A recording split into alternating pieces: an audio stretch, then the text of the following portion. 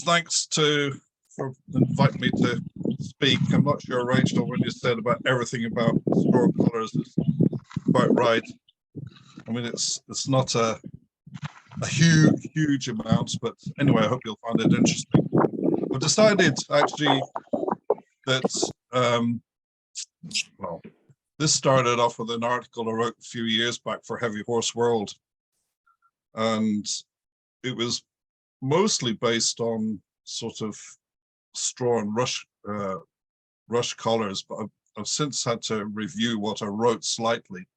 So I decided to concentrate this talk on sedge and rush horse collars, particularly with an emphasis from Norfolk. And so on this title page, you can see on the left, there's a sedge collar, and on the right, there's a rush collar. Now, you can see the one on the left is looks relatively crude, whereas the one on the right, the rush one, is fairly fine. Now, I'm not really going to deal with the rush ones because that's going into another sort of world. I had an old friend a few years back. He was a German harness maker. He actually was, his name was Fred Hulsch, and he was captured as a prisoner of war. He was in the German Navy, and he was a harness maker before the war, and he then stayed on in Britain and became a very well-known harness maker and collar maker. And he told me that the rush collars were associated with coaching. So that if you imagine, you know, when the horses, your teams of horses going up and down the country, they had to have quick changeovers. So you couldn't have a matching collar for every horse, whereas the rush collars had more given them than leather-faced collars. And he told me that that's where the rush collars came in. So that's coaching, whereas my interest, as many of you know, is more on the agricultural side. So I'm going to deal with the sedge ones on the left. So, you know, as Rachel said, you know, sort of, I did sort of talk about straw. So I thought, well, I better just at least mention straw. I mean, essentially, what we're talking about are organic collars. Now, it's my belief that probably organic collars made out, if you can see here, you know, it includes the sedges, rushes, grasses, and straw. A lot of them probably predate leather collars as we know them now, you know, as sort of as a means of padding the horse's shoulders, you know, for draft. And so for this picture I have here is a 19th century one, an engraving from Ireland, and you can see actually on it's a straw collar around the horse, and it's actually got a straw backband, and it's got a woven or twisted trace, which is probably, it's almost certainly rope, because rope predated a lot of the wrought iron and steel trace chains first off. The straw collars like this in Ireland, I mean, I mean, we're talking about, like many of the things like we used to have at the Highland Folk Museum are organic. So they're very rare because they sort of break down the rots, you know, they're never really meant to last that long. And so the Ulster Museum in Belfast, I mean, they have a reasonable collection of straw harness called sugan. And then in the Highland Folk Museum, I say we've got Helen and Liz here.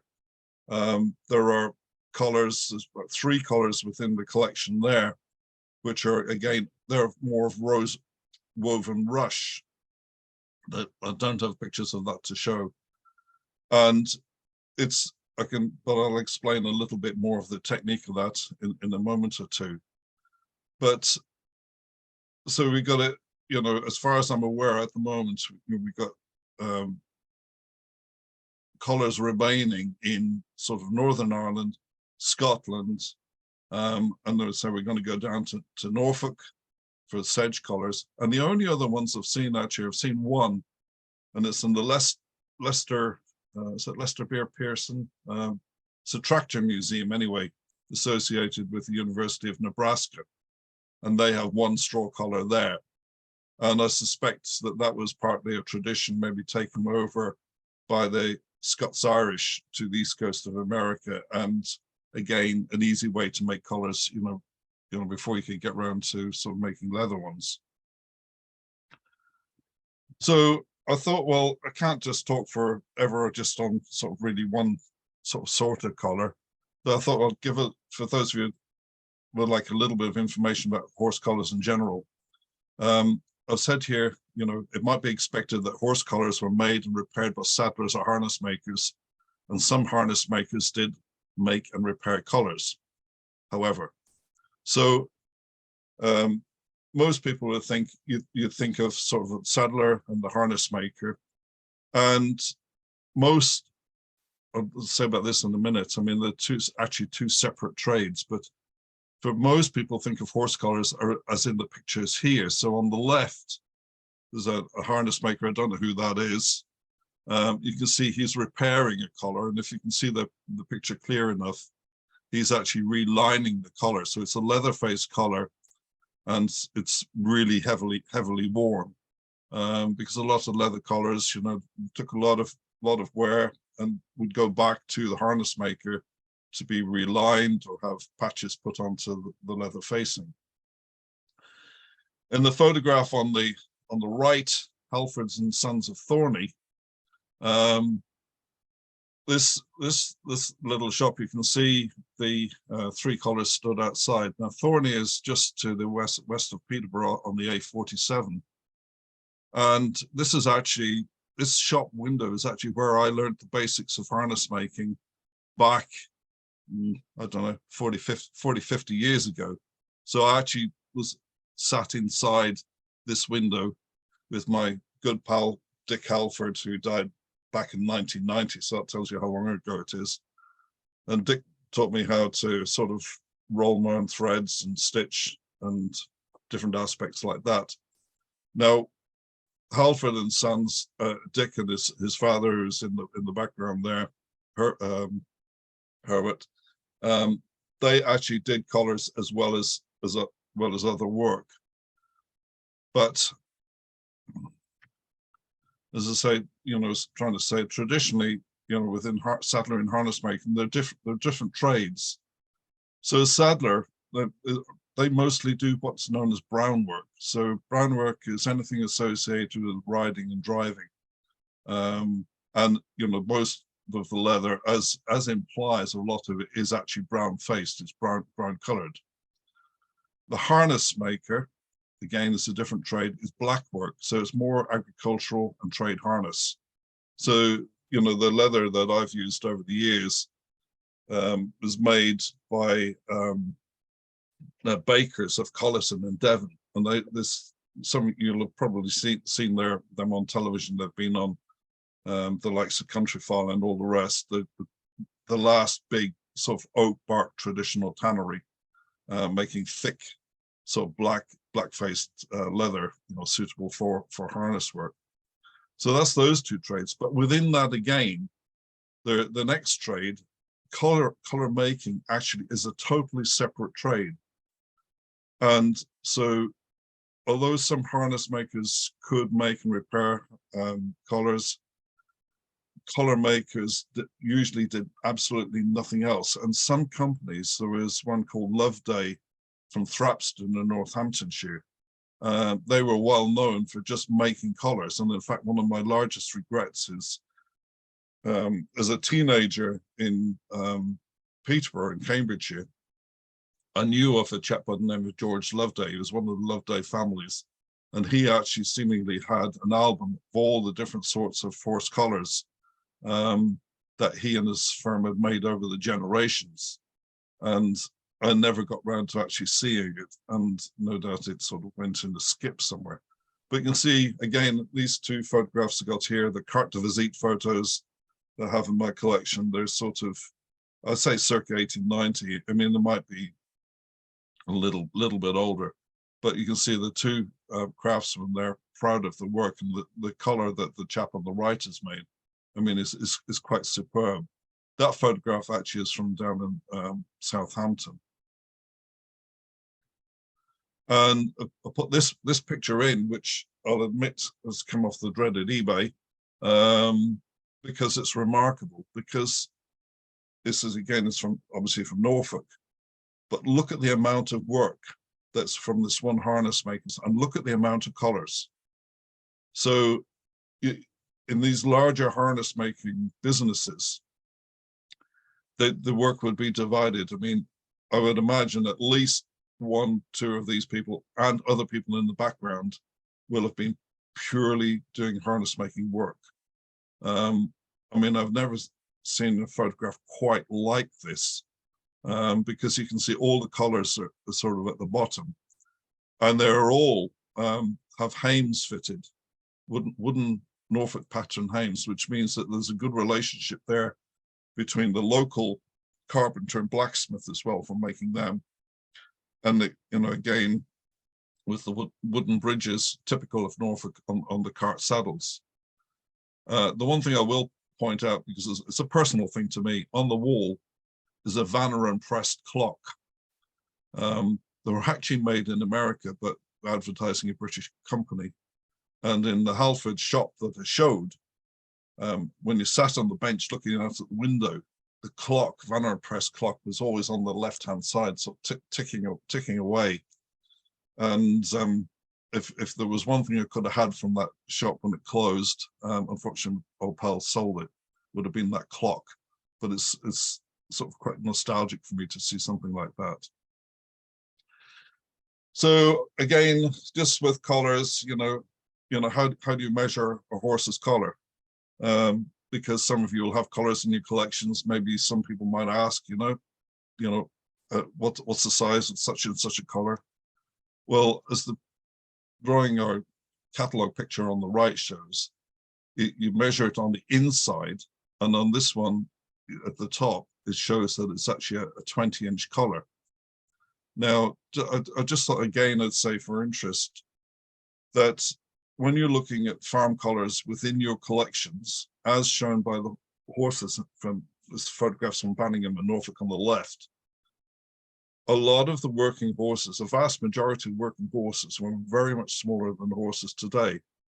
And I mean, most of the working collars that I've come across over the years have only been something in the order of 22, 23, maybe 24 inches, reflecting the much smaller size of the working horses.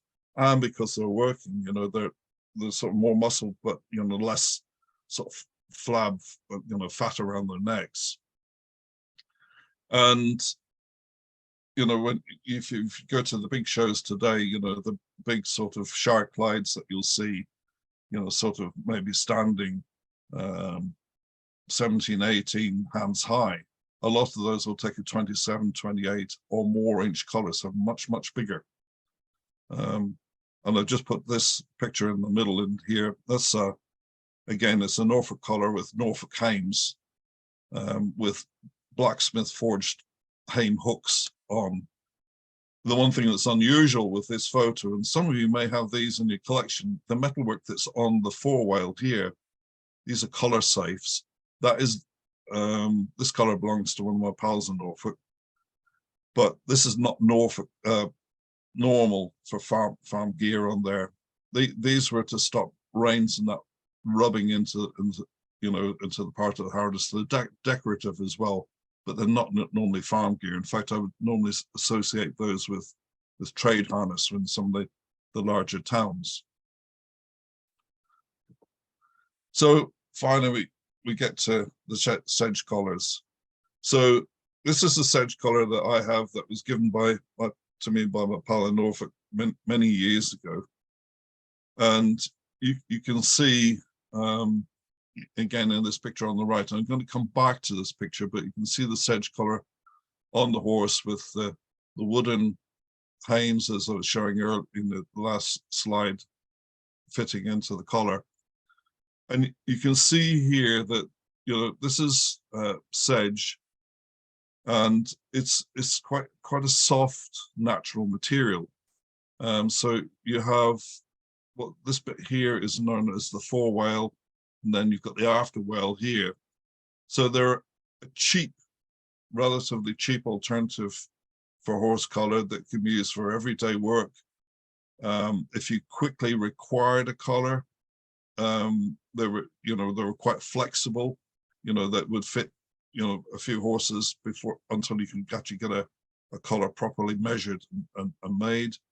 It could be used to help break in young horses, and sometimes they were used for aiding sore shoulders.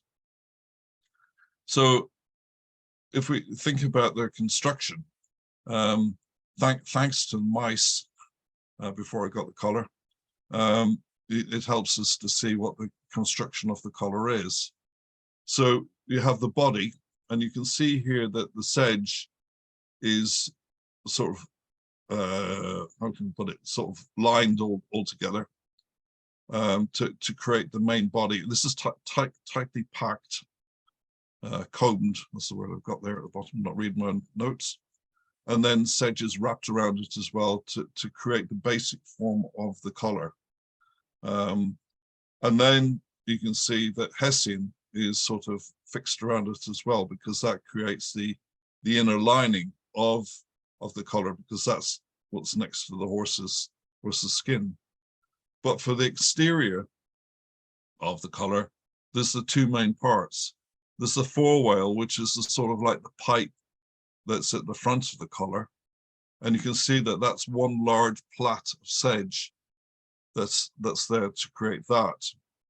And then the afterwhale, which is the back, is again further, maybe slightly flatter plaits that are stitched together. Now, if you've got a big enough screen, you might be able to see that there's sort of, it's stitched together with a twine. So there's twine there and twine there. So you just, in essence, you're making big plaits, stitching them together, and then they in turn are stitched onto the body at the back.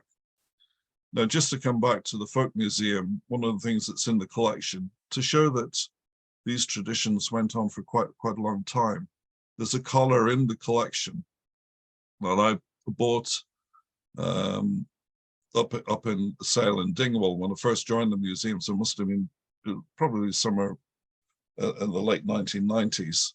And the stitching is actually done with the farmer's friend, the red baler twine. So somebody still knew how to sort of make these sort of organic colors. And I suspect that actually came from probably the islands, Hebridean or Orkney Islands, somewhere like that. So you've got can't see because of the top what I've got, but there's you've got a separate collars being made. But the one thing I wanted to point out here is that, again, talking with my old mate down in Norfolk,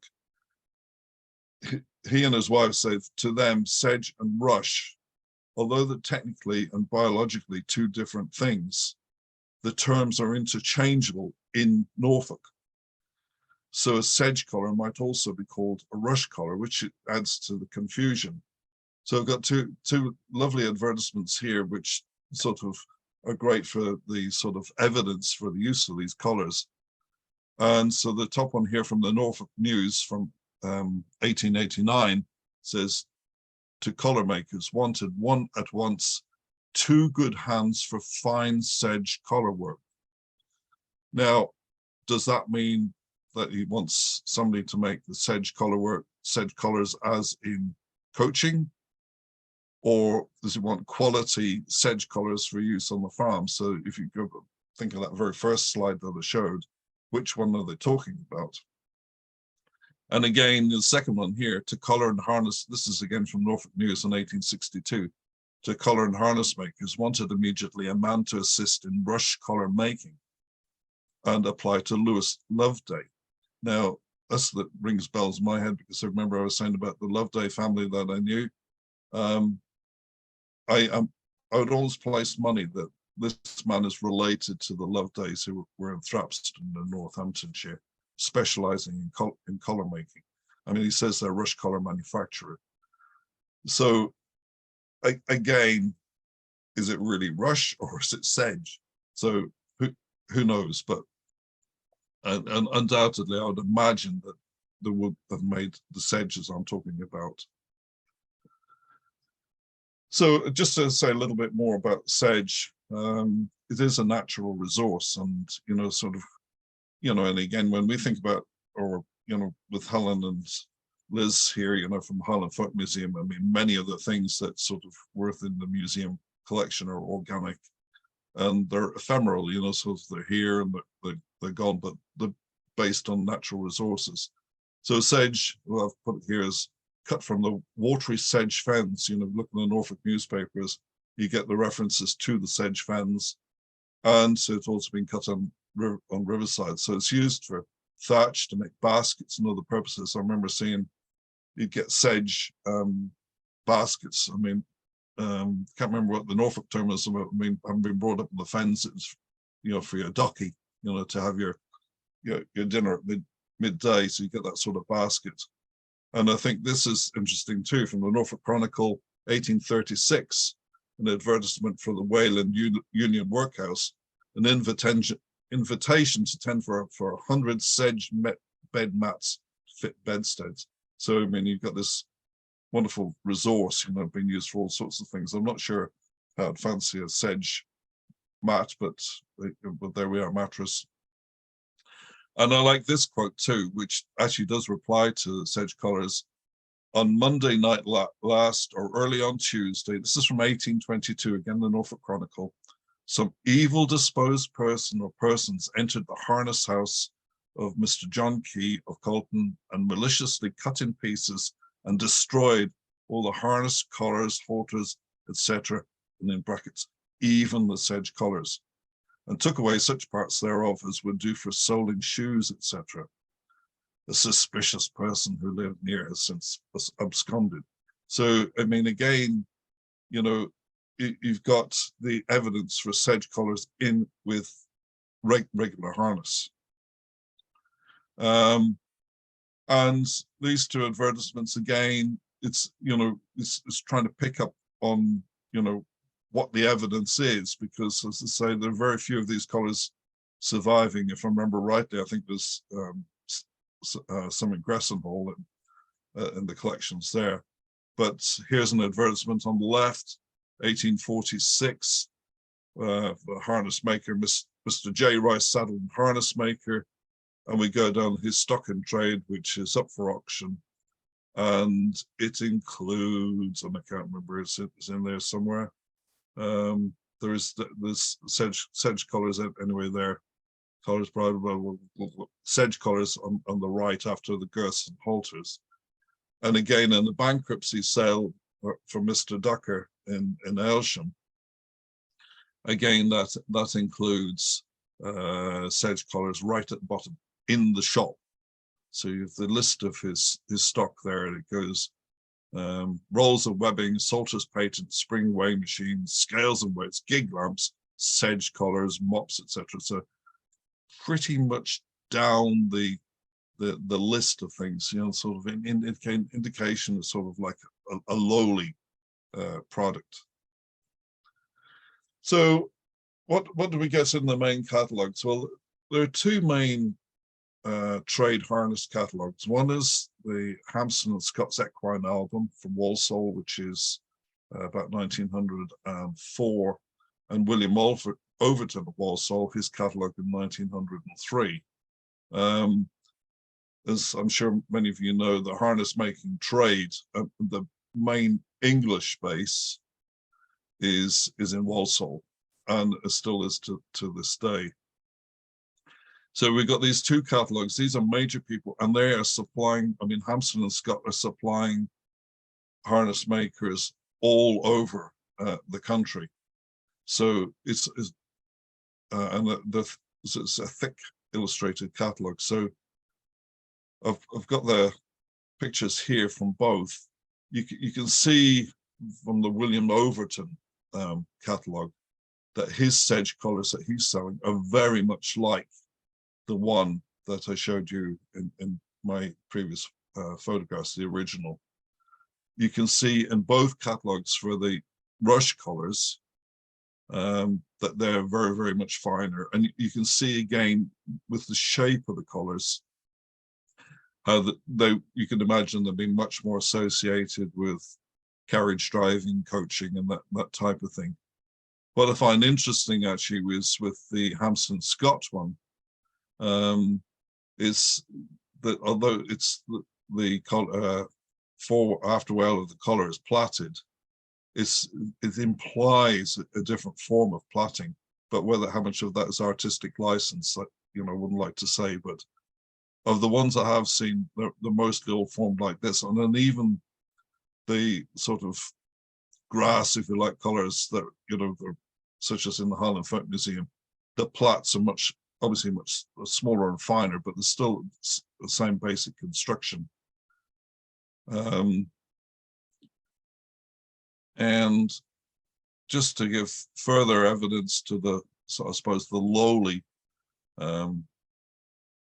part, if you can say, of the Sedge colours. This is out of, again, out Hampstead Scott's there, the price guide, and we can see here that, again, making the distinction. You've got rush colours lined blue, fawn, or red, which again you can imagine that would go with coaching. And you got the prices per dozen there, so 30 bob, 36, 44. Whereas Sedge colours, 12 shillings a dozen, so a shilling each. And again, that's the only evidence I've got for what the price is. And then I'm coming on to my last picture, and I think I saw that Ollie is trying to come in from Merle, and I'm going to give Ollie credit for helping me acquire this picture, because this is the full picture of the one I started with, from, you can see, from Hall Farm, Edingthorpe, Norfolk, which is a farm I know very well and been going there for many years. And the owners sadly died within the last couple of years, and the farm and all the contents have been put up for sale, a lot of them through Reading. It was the Gedge family, and they had an amazing collection of carriages, which some of you may have seen being sold at Reading. And I didn't know that Shirley Gedge had this photograph at the farm, and it ended up down in Reading. And anyway, I was able to acquire it, and Ollie was able to pick it up for me. But again, I was determined to get it, to use for events like today and preserve it, because it's actually the only photograph that I have seen of horses wearing Sedge collars. So you can see here, the horse in the middle has got one, and the offside horse of the pair on the left has got one too. And that is probably about all I can say about organic collars. Rachel said about all, so that is my all, and thank you for listening. So I'll stop sharing. Thank you, Bob. Has anyone out there got any questions they want to ask? I think just shout out if you want. Frightened into silence.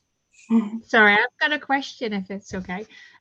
So I work for North Links Museum in North Lincolnshire, and we've got two what I'm assuming are Sedge colours, but they don't have the Hessian backing. Does that mean that they're not finished, or were they used differently? I don't know. It'd be interesting to sort of see a picture to see.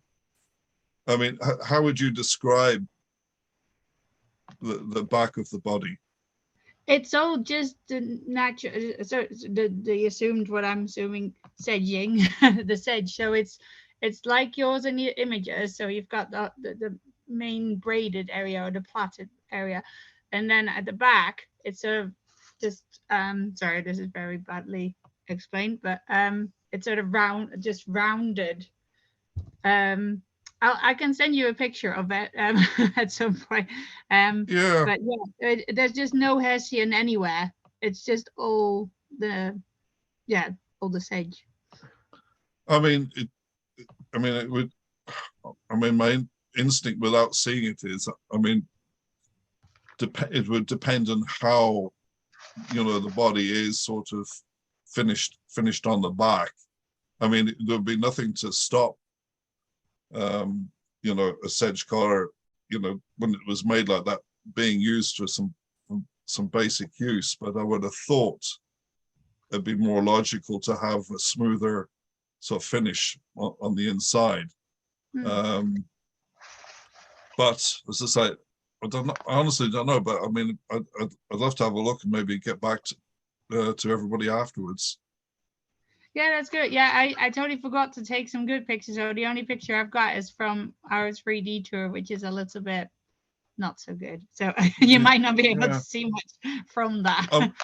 Yeah, I mean, it's sort of, as I say, you know, that's really interesting. And, you know, I'm not surprised in Lincolnshire because it's sort of around the corner. You know, just the other side of King's Lynn. But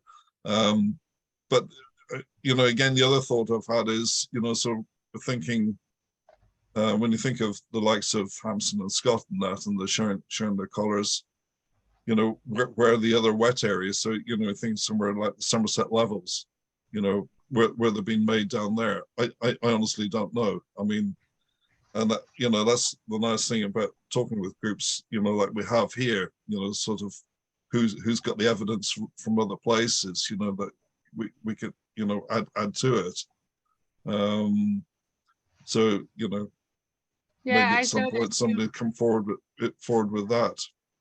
Yeah, they came from the pretty much the whole content of his Saddlers in Burton-upon-Stedder, and it may have been made locally, but I sort of always assumed with no real evidence that they bought them in, that the saddler bought that in to then sell on. Would that have happened? No, well, let's just say, I mean, you know, although color making was, you know, a separate trade in its own right. I mean, a lot of harness makers did learn how to make colors. And you can well imagine in the relevant areas that, you know, some of the color makers learned the skills as well, or harness makers learned the skills to make sedge colors. You know, and again, when I think about, say, like the colors in the Highland Folk Museum or those within the Ulster collections, you know, were they made by craftsmen within the community? And I'm not talking about, you know, formally trained harness makers or saddlers. You know, when you think of, I mean, there's other organic materials, you know, sort of for making baskets. You know, when you think in the Orkneys, I mean, people learn how to sort of make baskets and made Orkney chairs, you know, without straw that was stitched together. So there's lots of traditional crafts out there that are known within communities that people do, but they're don't formally have a shop.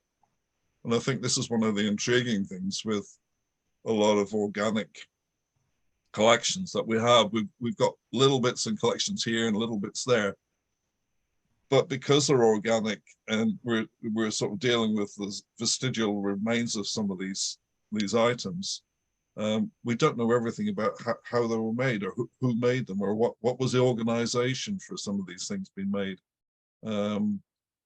And so, I mean, again, this is where I come back to was talking before we started, you know, sort of with Rachel to get her involved in the Society for Folklife Studies. But I mean, we've got the other organizations as well, you know, sort of like Alpha Manema, and we've got Exarch as well, you know, sort of there's more of us starting to talk and work together. And I think the more communication we have, like in the group here, to find out about more of these things, you know, I think it's fantastic. And it's really, really important. And it's like just coming back to just organic stuff, that the survival is, it's, how can we put it? It's, well, losing track of my words. Anyway, it's important anyway that we can sort of maybe find out who else is what. Thank you. Can I just ask you, Bob, it's Susan Dallow from London Borough of Hillingdon. We've got a rather strange agricultural collection. I've talked to George about it, and we're not sure what we're doing with most of it. Anyway, we've got a couple of black collars that are, I think, straw filled. And I just wanted to ask you, from a conservation point of view, apart from mice, is there anything else we should be looking out for? Oh, jeepers. I'm not the one to ask about the conservation side of things. I mean, you know, stating the obvious, I mean, is your environment. I mean, sort of, you know, the standard museum environment, and sort of keeping vermin away, you know, sort of between, well, I don't know, mice I think are always the worst things, but I mean, over many years I've been sort of pulling things out of barns, and all the rest have been well and truly chewed upon. But yeah, no, basically, I mean, the basics, as long as, I mean, and George is the best one to advise in this. I mean, so long as you've got sort of good leather treatment for the leather work, and your environment. okay. Oh, that's fine, thank you. Maybe we could talk later. Yes, thanks, George. It occurs to me the Hi, Bob. Hi, Fiona. Sorry. Oh, sorry, George. Do you want to go on ahead? I was just going to say, it occurred to me the collars in North Lincolnshire, if they came out as saddlers or without the backing, perhaps they were in for repair or something like that. Or they weren't finished. Or they weren't It's occurred to me that he's bought them in from a maker, and Yeah. they're not finished because, you know, sort of, again, because we don't have enough to sort of really know, is sort of, maybe somebody else, you know, he'd buy it in with the finished brush product, and instead of Hessian, I mean, he might have finished them off in, Yeah. you know, sort of, I don't know, some form of ticking or something like that. Yeah. Sorry, carry on, Fiona. Hi, Bob. That was really interesting. Thank you so much. I'm from the Ulster Folk Museum, and Hi. you're quite right. We do have a huge collection of horse collars, but one that stands out is actually a donkey collar, and it does have a Hessian backing, and it is straw. I'd love to. I don't know how to show it. I couldn't share it in the chat, an image there, but the man who made it was Thatcher, and he was really, as you said, a man of the community. He was a Thatcher, very talented with plaiting straw. He made hens' nests, donkey and horse harnesses, the collars. He made hogmanay straw caps. You know, he could make anything out of straw. You know, we're lucky to have a photo of him actually working away, and some of his Really? objects are on display in the Ulster American Folk Park, in the Bad Bridget exhibition, and in Armagh County Museum as well. So he's very well known. But I just thought I'd give one example of what you said, just a gentleman in the community just making this. He didn't have a professional shop or anything like that. He was a thatcher, and he was just very talented with working with the straw and plaiting it and making. We're lucky to have a lot of his items in the collection, you know. Mhm. So. Yeah, no, I mean, I remember seeing some of the collections, to say, in Belfast, and as I say, it's just, I'm from further down the road anyway, so I mean, I know where you are, but yeah, it's a grand collection you have there. It is. It's a good one.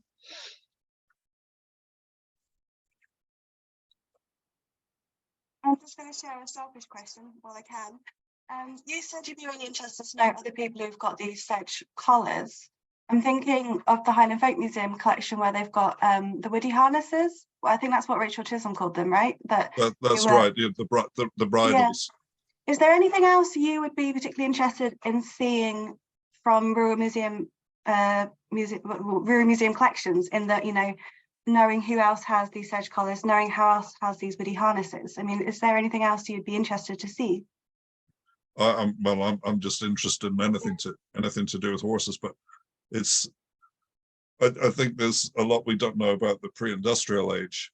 I mean, one of my favorite things that I like going on about are rope traces, which is, you know, sort of everybody, you know, these days when most people find the harness, you know, and have in museum collections, the traces that they have are chain.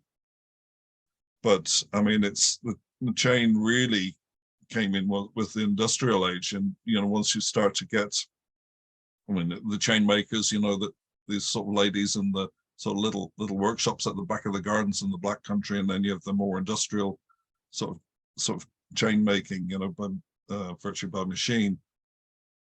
So you have that, but I mean, it's before that. I mean, that's the thing. So I mean, as a teenager, I was brought up in the fens, and sort of rope traces were still sort of used there. I mean, I've got sort of one set that an old pal gave me back in the 80s.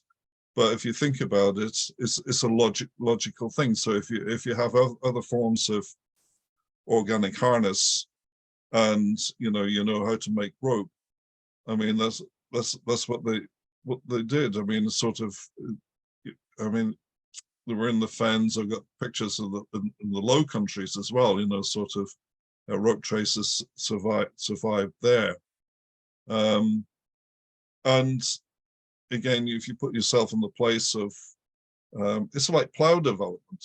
The wooden plows, and so you don't get a lot of sort of metalwork. Sort of it's minimal on sort of a lot of these wooden plows until they get further developed by the end of the 18th century. And then once you get even further into the 19th century, you've got the more common use of all iron plows. And it's the same with sort of the harness and other fittings as well. Not everybody could afford all the ironwork that was needed. So, what do? You use the natural materials that are around you. So it's rope traces, wood for what I call swell trees at the back of the horse. As you were saying, the woody bridles that are in Highland Folk Museum, a harness, and sort of in Belfast. It's a sort of natural thing, and I think if you look at the Luttrell Salter pictures, from 1340, something like that. I mean, you can see sort of it's not chains, on the oxen. It's rope. So from a personal perspective, I think anything that sort of survives from the pre-industrial age is going to be really, really rare and well worth recording. And again, sort of what's in people's collections that they don't know that they have, and they don't know what it is, and I think that another good thing is, again, through the network, is actually having the ability to actually put things on, pictures, and what is this, and hopefully you can find out. But anyway, as I say, that's me. I'm just obsessed with horses. Have been for the last I'm in my 70th year now, so for the last 70 years. So there we go. Have we got any more questions? Anyone? We've got a couple of Sedge and/or Rush mattresses for you, Bob. Not horse related, but sounds like Merle have got one, and Gressonall have got a workhouse mattress, akin to what I think your kind of advert was promoting, the kind of making of. Although being Norfolk, we've called it Rush. Yes, probably is Sedge. But yeah, next time you're in Norfolk, pop into the workhouse. It looks very similar in terms of the kind of the method of making in terms of that plaiting map. Well, this is the same. Overall, I mean, sort of potentially there's a lot of work that could be done on organic items within collections, and so becoming more aware of these things, I think, can only be to the good. If you guys can, I think Fiona and Susan and whoever else it was who had them, I think it'd be great to see pictures. So if you could send them around the Just Mail, I think everyone would love to be able to see some of these examples. Can I just ask a question? I'm assuming it's very much a no, but is there anyone who's still making these collars, straw collars, or sedge or rush? Not that I know of. As I say, Helen, that the last evidence I have, you know, unless Fiona knows of anybody over home in Ireland, I mean, sort of would be that one that I bought in Dingwall. And as I say, I probably bought that in about 98 and 99. And that was from the sale of Jim Reed, who made the big thrashing machine. He was, and he had an amazing collection. And as I say, that's the one that incorporates the red polypropylene Farmer's Friend in it.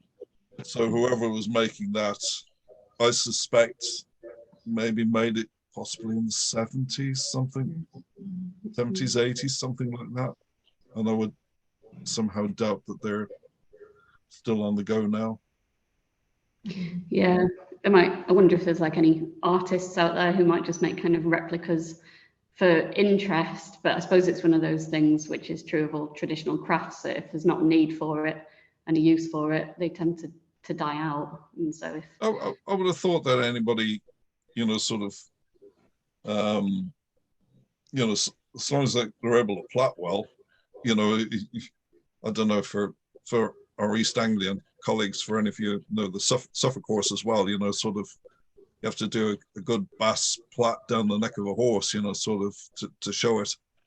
So, I mean, if you can find somebody who can, you know, as long as you can plait natural material well, I mean, it's then only a case of, you know, you could stitch it together. So, I mean, I would have thought somebody could make a reasonable replica. I wouldn't say that it'd be a good idea to necessarily put it on a horse, but I wouldn't have thought it was that difficult to actually make a replica, as long as you can get the right material. Yeah, I think ours in the collection are made from marram grass. That's what they are. Yeah, they are. But there's obviously a bit of a shortage of that material as well. So. But I would have thought somewhere, you know, traditionally, I mean, colours, I mean, the stuff with rye, which, I mean, I know when I was at the Wilden Down and we grew rye, which was so tall that it wouldn't go through the binder. You know, it was a good 6 foot tall. So you got nice long lengths there. So, I mean, something like that to start practicing on, you know, the good long length, that, you know, extend the length. I mean, that'd be a good one to actually try for, just for experimentation, if nothing else. Bob, we can send photos of ours around on the mailing list if anyone would like to see them. I was just thinking, I now have a direct link to Todd's upcoming seminar plug through Heritage Crafts. I'm wondering if that's on the red list, because I don't remember seeing it on the red list of endangered crafts. They might not really know about it as a subcraft, so it could be flagging up. No, I mean, it's I suppose the closest that folk do today, I guess, would be like up in the Orkneys, you know, where people make the Orkney chairs. And, well, I mean, it's Helen and Liz, I mean, you know, Elaine, I mean, she makes her baskets, which, you know, in the same way that bee skeps are constructed, you know, that you're, well, feeding your sort of straw through my book, through a cow's horn anyway, to get the round shape. And then you're sort of stitching through the coils. So it's a bit like, you know, building in pottery. Instead of using clay, you're using straw and then sort of stitching it. And that's, you know, done tightly. I mean, there's some good practitioners still in the Orkneys for the backs of Orkney chairs. And that's, in my experience, that's the most modern sort of use for that sort of organic construction. So it relates to, say, bee skeps, baskets, that type of thing. But horse stuff's a bit out of most people's radar, I'd suggest. Yeah, Bob, you're leaning towards the direction I was wondering, because if this is an industrial scale product, what ways do locals contribute to it? How are they harvesting? Or is this a farm income, or is it a environmental management system with these sedge supplies? But then these harnesses don't, or these collars don't seem to be the product of I mean, they're artisans, but it's not a home craft. It seems to me industrial scale. So that's a tension that I'm interested in. Yeah, Deb, I mean, it's not industrial. I mean, it's local. I mean, it's sort of, we were talking about the county of Norfolk Cottage here. industry. Most farms, majority of farms will be using leather-faced collars and be stuffed with rye. And so the number of sedge collars in particular that would need it to be made in a year, I would suggest would actually be pretty small. So I wouldn't sort of say industrial. Now, I mean, it's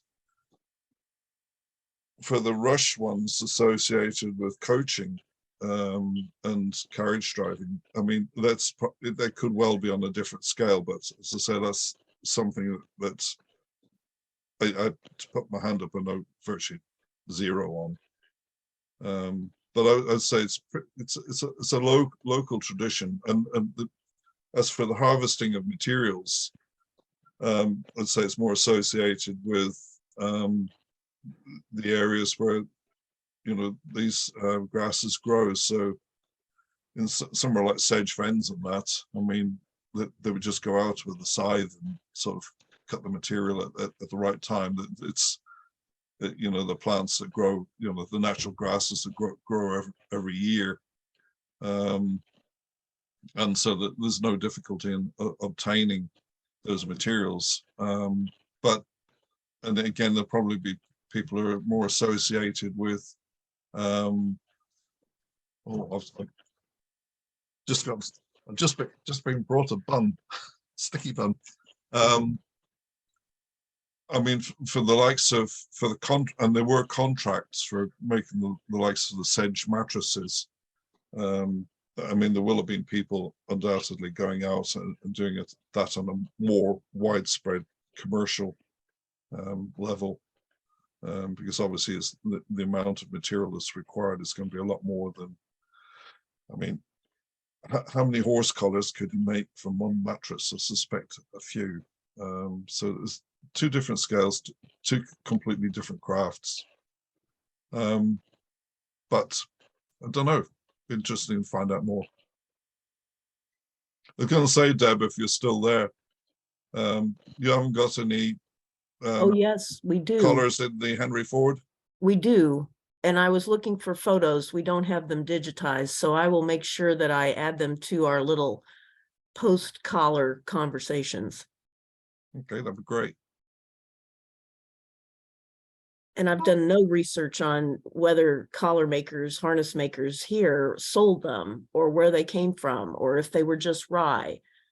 No, yeah. So I'm eager to continue to think about this and learn more. Well, I don't know whether you were in when it was started, but I said the only one I've seen is it the Tractor Museum, in sort of in eastern Nebraska at the university. Yeah. They had one color there, but I think I've heard of them sort of being more over sort of towards Georgia in that direction. And as I say, probably the practice brought in by people sort of emigrating from over here in Scotland and Ireland in particular. Yeah, I'll work on it. Ford owned practically an entire county in coastal Georgia, so they could have come from anywhere, but we'll dig that out and share. That'd be great, thanks. Well, at risk of breaking up the party, guys, I'm sorry, and I'll let Bob go and eat his bun. Thank you very much, everyone. And yeah, I'd love to see exactly. Thank you all. So any of you have them, stick them in the gist mail. I think everyone would love to see them. Thank you all very much. And we'll hopefully see you at either a seminar or the next Chewing the Cud.